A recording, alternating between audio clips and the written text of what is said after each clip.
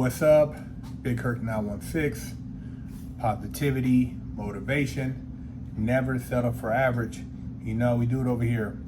Go to bigkirk916.com, pick up some merch, grab a bar of soap, and wash your ass. I've been talking with a lot of people about what they think is going to happen in the 2024 election. And the response I've gotten from a lot of the people is that they have no faith in the electoral vote. They don't think that whoever is put into office is actually going to be somebody for the people if it's not a particular individual, because of just what's going on right now with the weaponization of the DOJ and how they're really going after Trump. And then when they talk about Biden, they say, well, you know, it's as though this person can do no wrong. So that leaves us a couple other options, but none of those options are really polling at the level at which Trump is polling at. And it's almost cynical that every day that there was a charge or accusation against Hunter Biden, there was another indictment against Trump. The timing was impeccable. Quite amazing, I found it. And I'm just saying, you know, to be honest, whether you're voting blue or red, they're both on the same side, man. They're sitting at the same table, because a lot of these surveillance laws, a lot of these laws that are getting passed in the House, they're scratching each other's back. So they might publicly disagree, but it doesn't appear that anything of significant change is happening, because if it was, we wouldn't see this type of, what do you call it, wordplay. Rhetoric. That's all they do, get on there and talk and make it seem like they're going to do something. They've been talking about doing something for the past couple years in regards to what's going on and when they can control the House, and nothing's happened. So now we got RFK Jr. and we got Vivek Ramaswamy. RFK Jr., they don't like him. He's from a family that has a long history of politics. He speaks his mind. Whether or not you agree with him or not, that's your opinion. But the man has been a person of action, and you know, he knows the system. They don't like him. Vivek Ramaswamy, very intelligent. I'm blown away by some of the things he says when he responds to questions, and he makes sense, and he scares people because he's not institution either. Self-made, Indian, which, you know, I don't really care what the nationality is, but those who don't understand culture, that's the first thing they see, and they are blown away by the conversation. And I know exactly how he feels, because I get the same thing as a black person when I articulate certain things and people look at me and ask me what I do for a living. I've never asked anybody at a function upon first acquaintance what they do for a living. But you won't believe how many times I've been asked at numerous functions that I meet people at, what do I do? What difference does it matter what I do? But does that question have an underlining connotation because I'm black and the way I present myself? Anyways, Vivek Ramaswamy, I seen this on Instagram, so I went ahead and pulled it, and I want to share it with you guys. And check it out. I was just wondering, what were your opinions on the LGBTQ plus community? Well, I don't think it's one community. Really? Yeah, I mean, how could it be? Just mash together an alphabet soup. trans is fundamentally in tension with gay, if you ask me.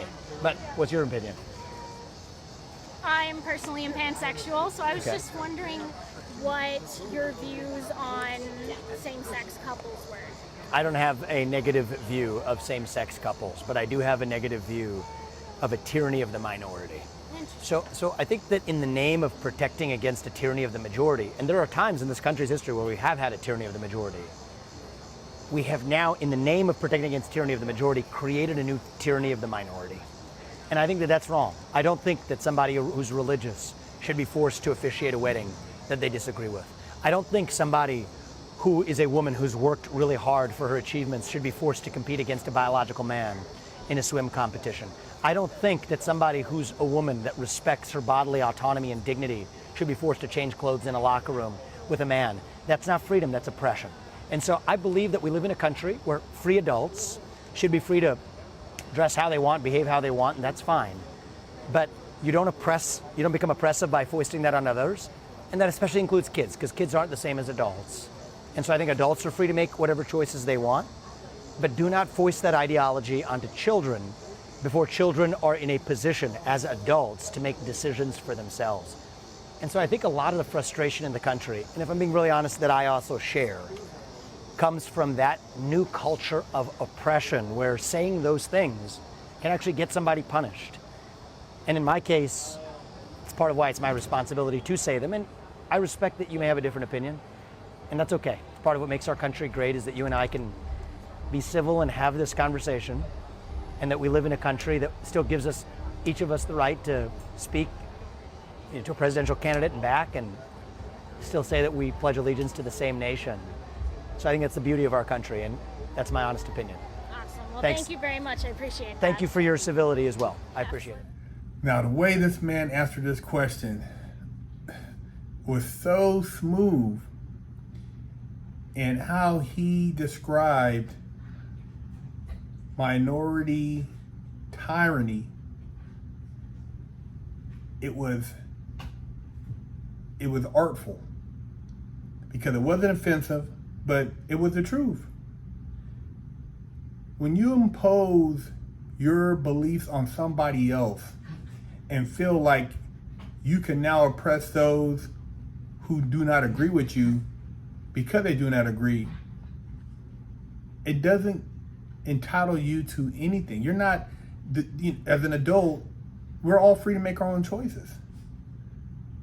And I don't really care as an adult what you do as long as you don't put hands on me or harm other people or impose something on somebody against their will.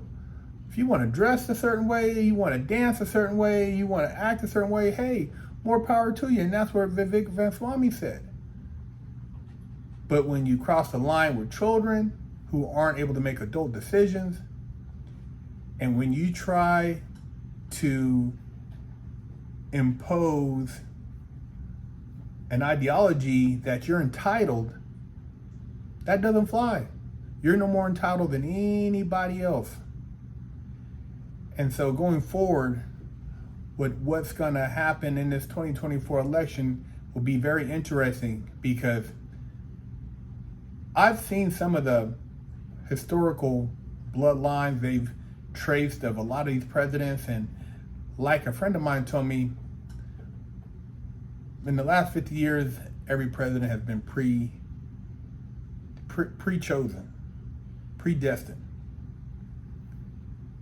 Probably the only one who's broken that chain was Trump, because he was literally a token candidate that they thought would be an easy win for Hillary, and it backfired.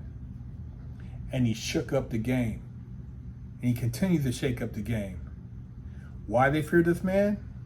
You tell me. Even if you don't like the person, when you see somebody being indicted back to back over things that you and I both know are pretty much frivolous in the scheme of things, when you look at every president prior to this person running for office, it seems like we're running a banana republic here.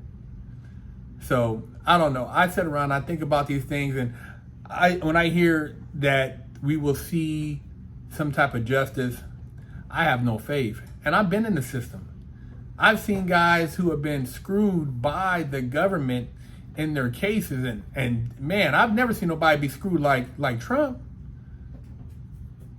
And you know, if the left want to clap to that, then hey, you're not very rational yourselves, because if the shoe's on the other foot, you guys would be trying to tear up the cities if Trump was doing the same thing to Biden. I'm just saying, you tell me. And I didn't vote for neither candidate in the last election, because I feel like at the end of the day, a lot of this shit is bullshit, and they're gonna do what they want to do until the people really decide to make a choice to pick a candidate that actually does what they say they do and hold them accountable. I haven't seen anybody being held accountable, especially after seeing how they destroyed the middle class in the last 5 years. So, hey, leave a comment, share your opinion. Big Herc 916. Go to BigHerc916.com and purchase you a bar of soap, one of the books I've written, a hat, a beanie, a t-shirt, tank top, or some detail spray for your car.